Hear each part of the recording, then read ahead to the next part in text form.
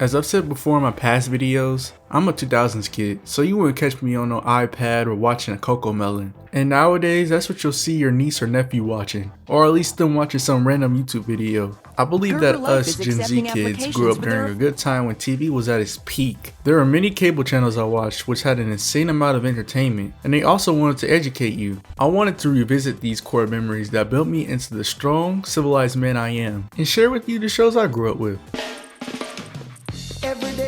Walking down the street. At random occurrences in my life, I didn't have cable, so I had to rely on antenna TV. That's when PBS Kids came in clutch. Arthur was that show. I would come home from elementary to catch it on. There was a duo friendship between Arthur and Buster, DW, which I don't need to say much about because you know why, and other memorable characters like Binky, Francine, Muffy, and Mr. Ratburn. Y'all remember that episode when Arthur punches DW because she kept messing with his plane? He told her specifically not to touch it, and she did it anyway. She had it coming.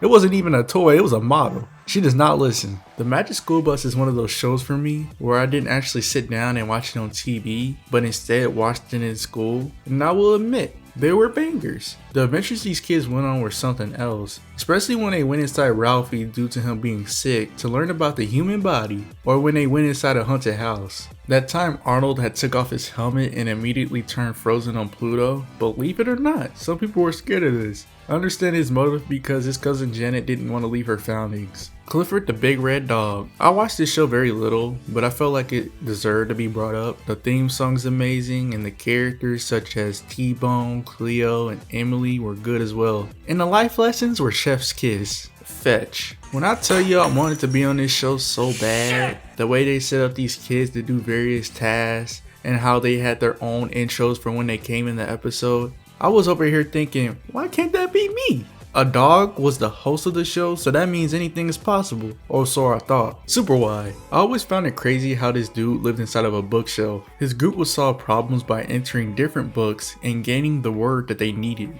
And every time they entered a book, they would have the same entrance. You had Super Wide who could read, Princess Presto who could spell, Pig who had alphabet power, and Wonder Red with word power. They were stacked and always helped the characters in the books they entered. And why does Super Wide put the device so close to the screen? I'm not blind. I mean, I kinda am now since I'm farsighted, but I didn't need that when I was younger.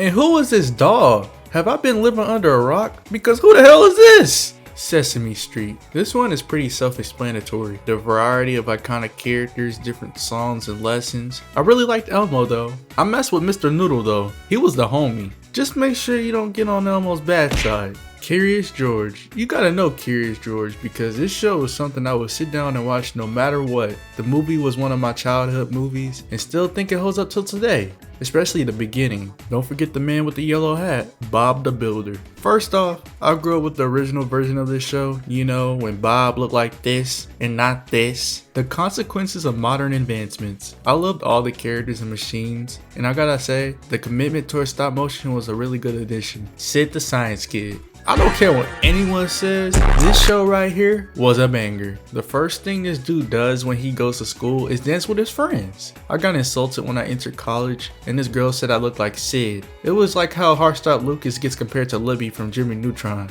I don't know if you remember, but there's this clip from the show of Sid wanting to know where babies come from, just to find out he's designed and controlled by puppeteers. It had resulted in his parents neutralizing him on some Men in Black timing. Barney. Now this show is part of my childhood, but I didn't watch it as much as you would think. I don't know any of the other dinosaurs' names, and all I know is that he teaches kids lessons and has fun with them. I liked the I Love You song when I was a kid, but looking back at it, it's low-key creepy. You have this tall ass dinosaur telling these young children that he loves them. At least it wasn't the Barney from Dashie. Thomas and Friends. I had a friend tell me they were scared of Thomas. Well, I watched before the show had CGI advancements, when there were toys with voiceovers. The facial expressions of the trains changed, and eyes moved left and right, but they didn't have actual moving mouths. But I can definitely see how this can be nightmare fuel to a young child. I also wanted to mention the Sprout channel. This channel was like a second edition of PBS Kids. so it usually had the same shows and added a few new ones. The Goodnight Show with Star Nina and how it looked like the star was breathing every second he was on screen. When they made Sandy stories, I thought it was pretty cool. Let's not forget about Chica and the Sunny Side Up show. Dora the Explorer. This had to be one of my top 3 favorites from Nick Jr. because of the amount of times that I had to sit down and watch this show. Don't get me wrong, I liked Dora growing up, but I was more of a Diego guy. The Go Diego Go theme song is fire. I remember the Super Baby song, the Backpack song, the map, and the grumpy old troll that lived under the bridge. And what's up with them asking you what you think? Like I have a family and got bills to pay. I'm a preschooler. I don't know how to answer your questions. And then they give you the answers anyway. Then why did you ask me the question? Max and Ruby was another guilty pleasure I had, and I forgot how much of a troll Max was to Ruby. There was a time Ruby wanted to have a party with her toys and grandma, and Max saw her doll sitting on the chair and snatched her weave off to put his spider toy. Ruby got another chair, and bro did the same thing to her fairy. Ruby figured it out, right? And Max just gave her a devious look. The Backyardigans. Firstly, I want to say rest in peace to the original creator who passed away. Backyardigans had bangers, and I mean bangers. Besides the song Castaways, which TikTok ruined for me, I wanted to go inside all their houses when the episodes ended. All their adventures are in their imaginations, and even despite the songs, they gave some good lessons. I saw that they tried to reboot it or something, but it seems like AI, and it looks like no love's been put into it. Get these out my face. Mickey Mouse Clubhouse. This was one of those shows where I watched it only if it was on TV already, as if someone had Disney Channel on all night. It had the iconic Mickey Mouse characters and Toodles. Just like last time, I feel like I'm late to stuff. Where did Toodles get a face?